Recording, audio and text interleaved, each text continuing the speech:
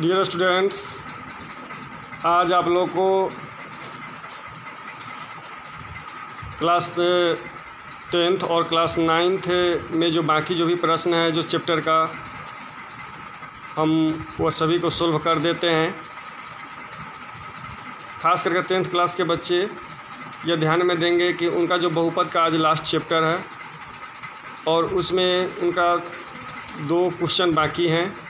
Question number 4, 5 और 6। 5 question जो है वो अच्छे दोनों एक ही आधार पे हैं और क्वेश्चन नंबर 4 है। इसके साथ हम आज आपको जो लेसन समाप्त करेंगे उसका आप पूर्ण रूप से रिवीजन करके कल जो भी प्रॉब्लम होगा उसको पूछ लीजिएगा। कल आपका जो पुनरीक्षण क्लास है उस क्लास को देखकर और संभवतः आप लोगों को परसों जो डेट है 8 तारीख के डेट में हम बहुपद का टेस्ट ले लेंगे। इसके साथ आपका बहुपद लेसन भी समाप्त हो जाएंगे। 9th क्लास में आपका जो लॉन्ग क्वेश्चन है जो कल हम 4 का 1 तक हम बताए हुए थे और बोले हुए थे कि जो भी प्रॉब्लम होगा पूछिएगा। आप लोग उसमें का किसी प्रकार का प्रॉब्लम नहीं पूछे, तो इसलिए हम आगे 8 क्वेश्चन और 9 क्वेश्चन को बता दे रहे हैं। 9 क्वेश्चन जो है वो 10 के आधार पे है और 8 क्वेश्चन जो है बाकी 4-5 जो भी बने हैं वो सब एक ही आधार पे है। आपका भी यह चैप्टर आज समाप्त होगी। चलिए अब आप लोग का हम क्लास शुरू करते हैं। धन्यवाद। बच्चों, जो खास करके 10th क्लास के बच्चे हैं वो ध्यान दीजिएगा कि आज प्रश्नावली 1 का सी का जो बहुपद है जो आपका लास्ट चैप्टर है, इसमें आपको कल 3 के 2 तक हम बताए हुए थे। क्वेश्चन नंबर 4 का 1 है। 4 के 1 में चूँकि हम जानते हैं कि भाज्य बराबर होता है भागफल गुने भाजक जोड़ शेषफल। यहाँ पे कह रहा है क्वेश्चन में कि इतना से भाग देने पर मतलब इतना में QX से भाग देने पर भागफल इतना आता है, शेष इतना आता है, तो QX मालूम करना है। तो यहाँ QX बराबर यहाँ तो जो हम बैठा दिए भाज्य बराबर यहाँ होगा भागफल भाजक, यह तो QX से भाग दे रहे हैं तो शेषफल इतना आ रहा है। और यहाँ QX बराबर क्या होगा, तो यह आएगा इधर तो घटेगा और यह इससे भागा हो जाएगा। तो QX बराबर तो यहाँ x5 x4 x3 x², 2x में से x घट गया तो x, 2 में से 1 घट गया तो 1, अब इतना। उसके बाद में x3, अब ये इसको 2 भाग में हम बांट दिए, ये 3 का भाग बांटे तो इसमें से x3 कॉमन लिए तो x² प्लस x प्लस 1 और +1 कॉमन लिए तो x² प्लस x प्लस 1। अब दोनों भाग में से x² plus x plus 1 common ले लिए, इसमें बच गया x3 और +1, इसलिए कट गया x3 प्लस 1, इसका आंसर हो गया। अब इसको दूसरे तरीके से ये भी है कि आप इतना से इतना भाग दे दीजिएगा, जो होगा आंसर होगा। हम इसमें कॉमन लेकर बना दिए हैं, आप चाहे तो इससे इसमें भागा देकर भी बना सकते हैं।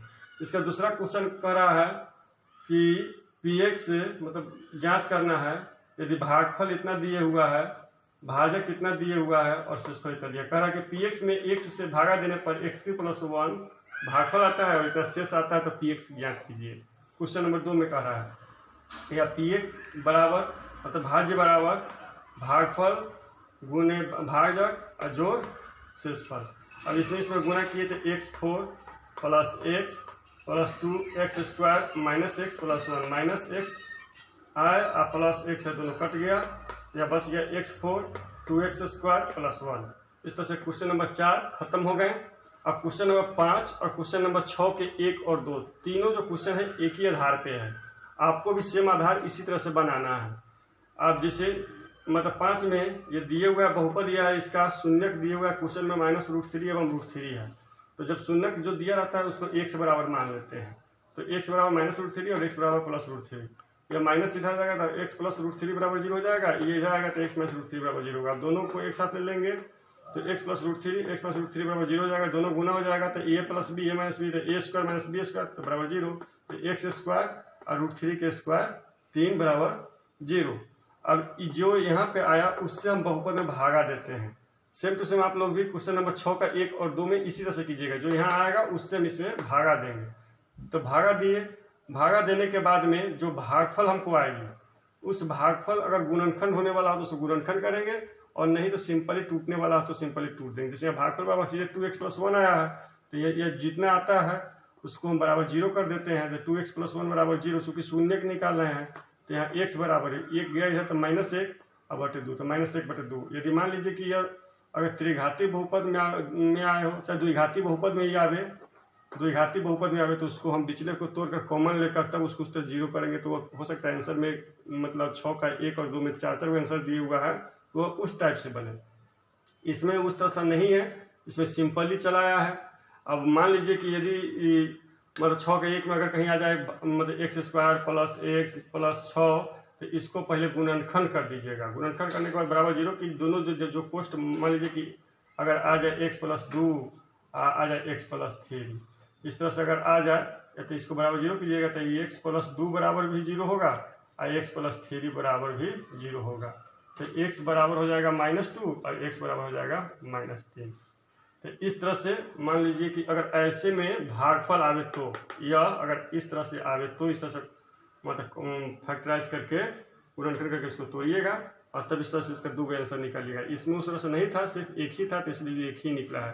तो इस तरह से शून्य हो जाएगी -1/2 और 2 शून्य तो दिया हुआ है, ये है -√3 और √3। इसके साथ ही यह आपका जो है लेसन जो है वो समाप्त हुआ। फिर भी आप लोग के पास कल भर का समय है। कल भर में आप लोग इस चैप्टर में जो भी परेशानी हो उसको पूछ लीजिएगा।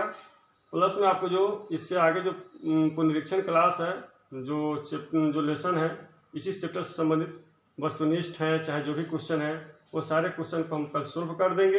यदि आपके पास कोई प्रॉब्लम होगा, जो प्रॉब्लम पूछिएगा उसको भी सोल्व कर देंगे। यदि आपके पास प्रॉब्लम नहीं होगी तो संभवतः हम कोशिश करेंगे कि 8 तारीख के डेट में आपको बहुपद का टेस्ट लेकर हम बहुपद समाप्त कर दें, ठीक है, और 2 चर वाले समीकरण को हम शुरू कर दें। ठीक है, धन्यवाद आपका। आज पढ़ाई तो इतना ही हुआ है क्योंकि क्वेश्चन ही इतना बचा था। तो ठीक है, आप लोग समझकर नोट कर लीजिएगा और बनाने का प्रयास कीजिएगा। जो परेशानी हो, जो प्रॉब्लम है वो पूछिएगा। Thank you.